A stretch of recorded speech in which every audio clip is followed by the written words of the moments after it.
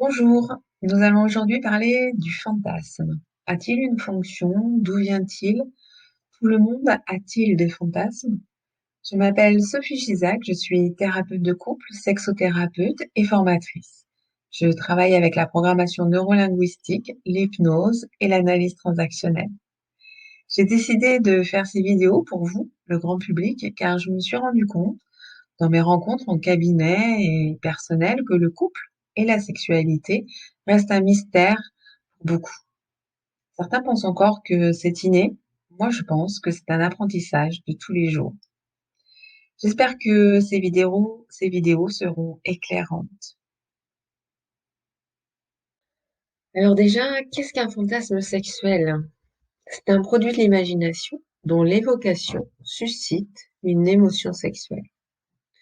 On résume souvent le fantasme à des scènes érotiques vues ou imaginées que l'on se plaît à se repasser sur son écran personnel. Mais le fantasme peut également être une idée, une impression, un sentiment. Les fantasmes ne sont pas que sexuels, ils peuvent exister dans tous les domaines qui éveillent les désirs et les plaisirs. Mais d'où viennent les fantasmes? C'est bien parce qu'ils sont en prise directe avec notre psychisme que les fantasmes sexuels ont un tel pouvoir d'excitation. Le désir inconscient qui s'exprime ainsi est le plus souvent méconnaissable, voire incompréhensible.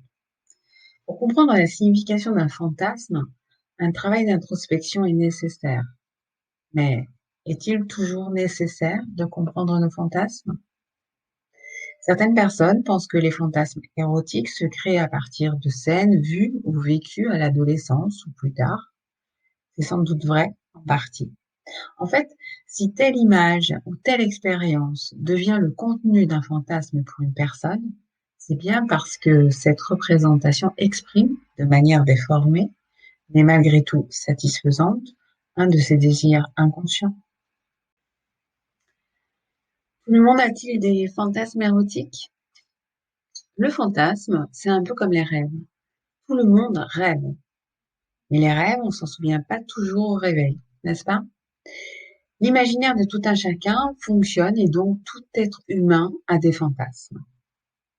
Pour certains, les scènes imaginées n'ont pas de contenu mettant en scène la sexualité génitale, ce qui les laisse penser qu'elles n'ont pas de fantasme sexuel, mais leur désir peut s'exprimer à travers des scènes où les sentiments, les relations humaines sont plus prédominantes, tout simplement.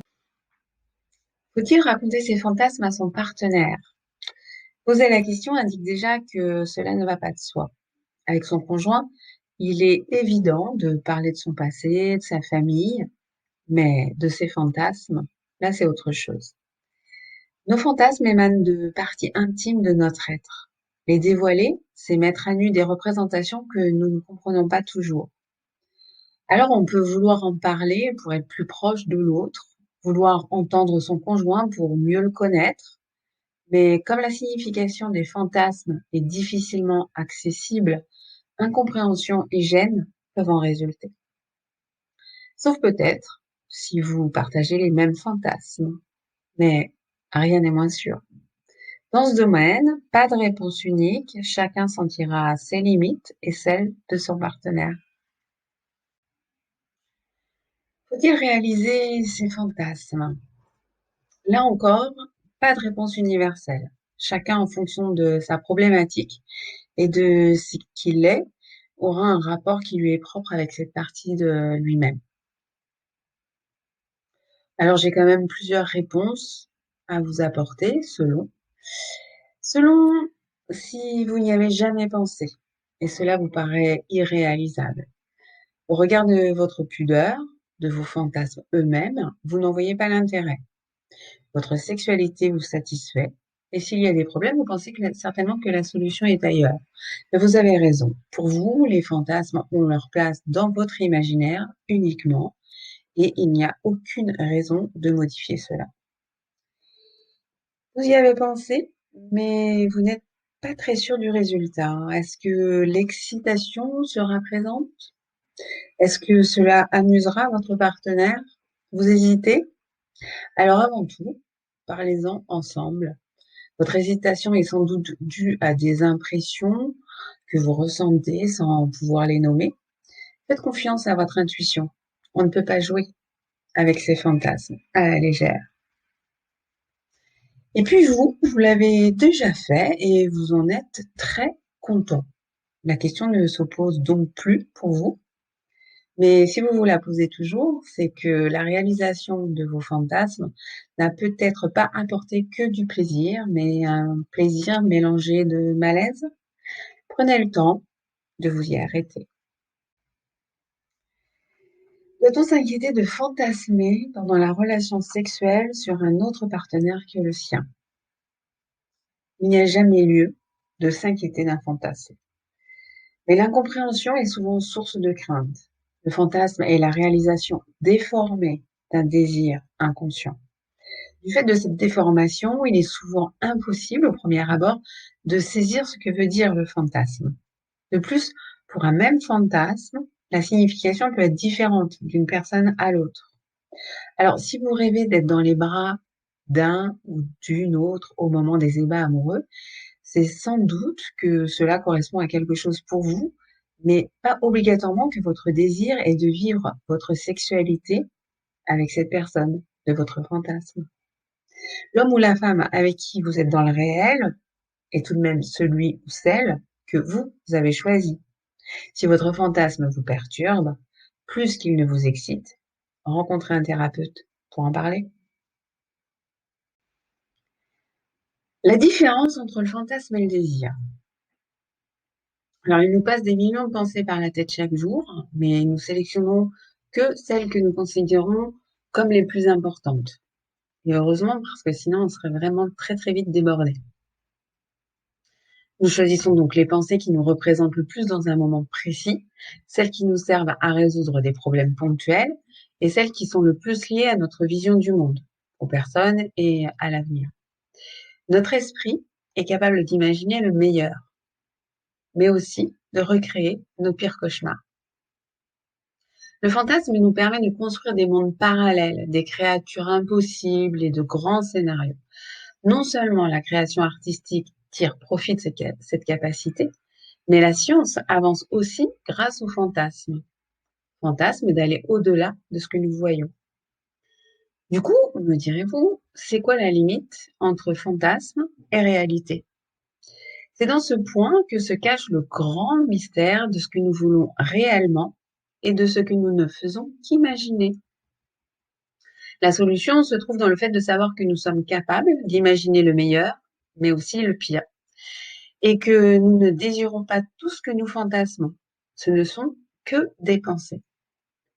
Par exemple, nous pouvons être en voiture, imaginer que nous tournons brusquement le volant et qu'à partir de cet acte volontaire, nous déclenchions une série d'événements qui finissent par déboucher sur un désastre.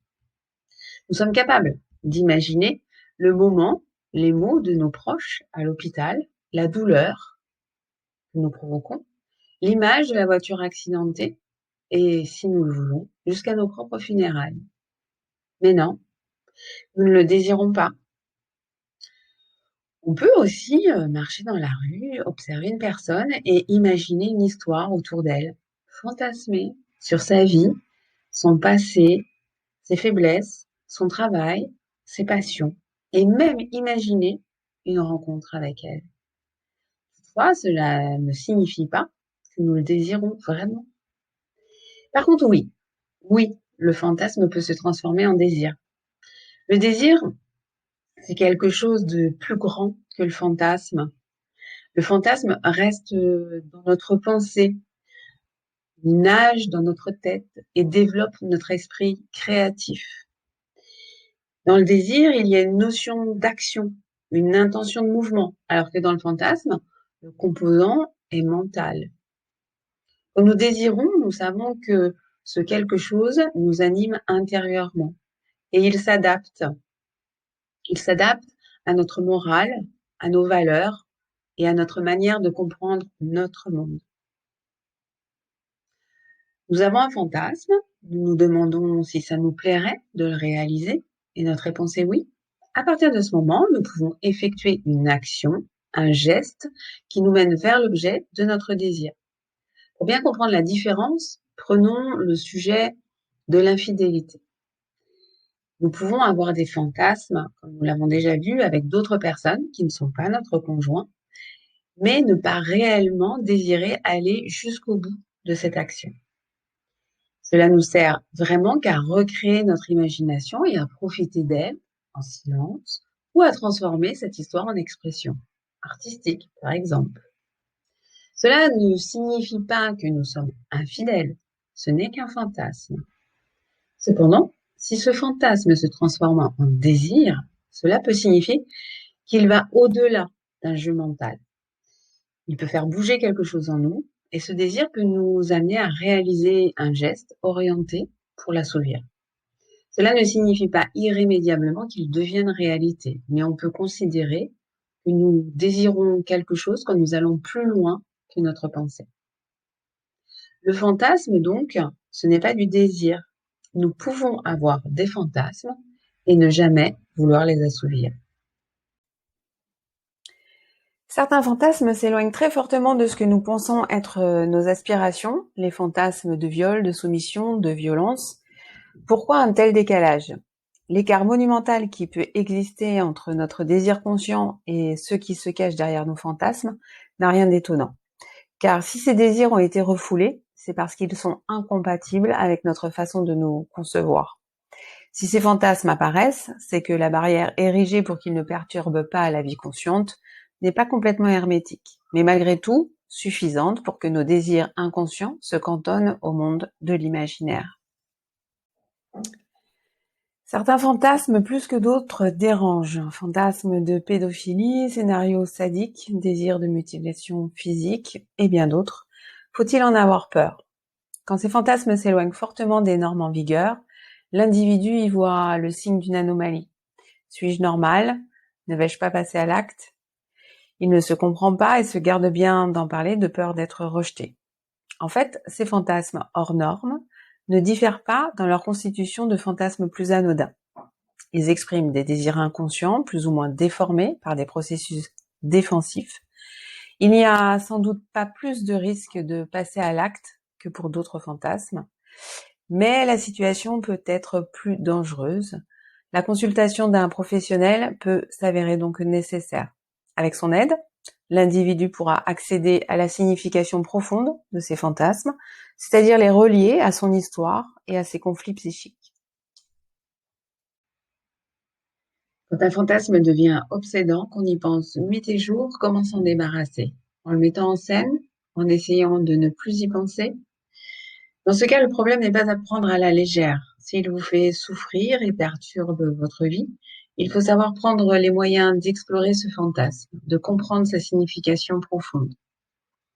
Le réaliser permettra parfois de lui enlever de la force, mais la problématique en jeu ne sera pas pour autant résolue et risque de s'investir dans une autre manifestation perturbatrice. Alors consultez un thérapeute. Il devrait vous permettre d'accéder à ce que vous exprimez inconsciemment au travers de votre fantasme et à vous en libérer.